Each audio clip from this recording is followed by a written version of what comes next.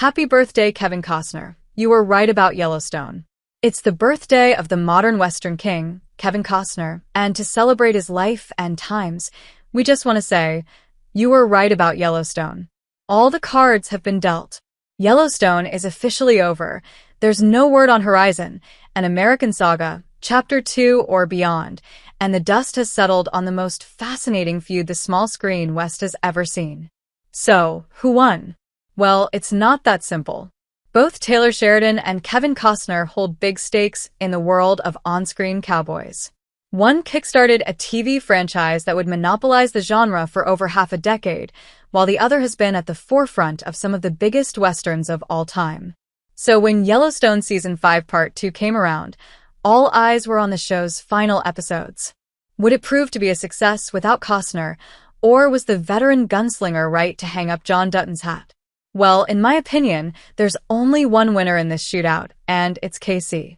When Yellowstone fails, Costner wins. Let's not beat around the bush. Everyone knew Taylor Sheridan had one job with Yellowstone's final episodes, prove that the show didn't need Kevin Costner. His way of doing this was to prioritize Beth and Kacye's roles, stage a murder with a John Dutton body double, and make sure an entire episode revolved around his self-inserted character, Travis, instead. Did this work? Not really. In fact, one could say the final Yellowstone run was something of a disaster.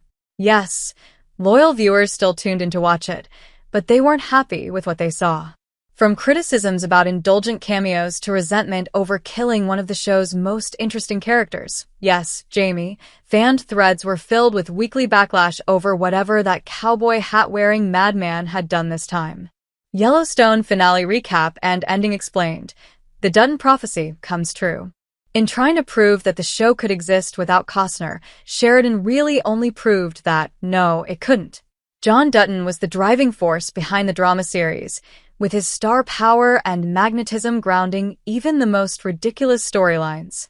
And since then, Sheridan's wave of new projects and announcements, Lioness Season 2, Landman, The Madison, and 1944, have proven that try as he might, Costner will always have the Yellowstone creator beat with one big thing, his legacy. There's a legacy in my boot. Paramount may be dropping an alleged $500 million a year on Sheridan's projects, but that's chump change compared to Kevin Costner's bag of metaphorical gold after a steady 40-year Western career.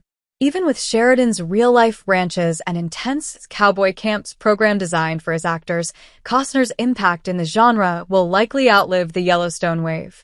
Granted, it's two entirely different approaches. While Sheridan is developing a full-scale TV universe, Costner has focused on films, trying to make each one its own hit. While it hasn't always paid off, the wins are obvious. One need only say the words, Dances with Wolves, and an image of Costner will pop into your head. Even Tombstone, which Costner dipped from in order to make his own Wyatt Earp movie, will always carry his name as part of its history. When it comes to modern Western icons, Costner will always be at the top of the list. And that's something money can't buy. Hope on the horizon. Naturally, we can't talk about the Yellowstone Costner drama without addressing the horizon of it all. After all, the passion project was one of the main reasons Costner ended up leaving Yellowstone early. It's obvious this move didn't necessarily pay off. The first chapter didn't make back its budget, earn mixed reviews, and Chapter 2, originally scheduled to come out a month later, was pushed back. But it's clear Costner isn't giving up on his baby. He's not afraid of making public pleas for funding, and even having funded a large chunk of the budget himself, he's determined to see through his 4-movie plan. There's a parallel here. Sheridan unloads one project after another, building a universe in which he seemingly can't even keep up with the pace of his own promises. Still no word on 6666, and a Beth and Rip spinoff has been announced in the wake of Yellowstone's finale. Costner has also doubled down on his dream saga, despite having seemingly no backing or faith from others. And ultimately, that's the thing that brings them both together and sets them apart. Sheridan is a machine who can't stop throwing new ideas into the wind, while Costner would die trying to see one thing, or 4 things, he loves through to the end. For more, learn about all the Yellowstone spin-offs. You can also take a look at all the Yellowstone cameos in Horizon and find out what we thought about Costner's passion project with our Horizon, an American Saga, Chapter 1 review.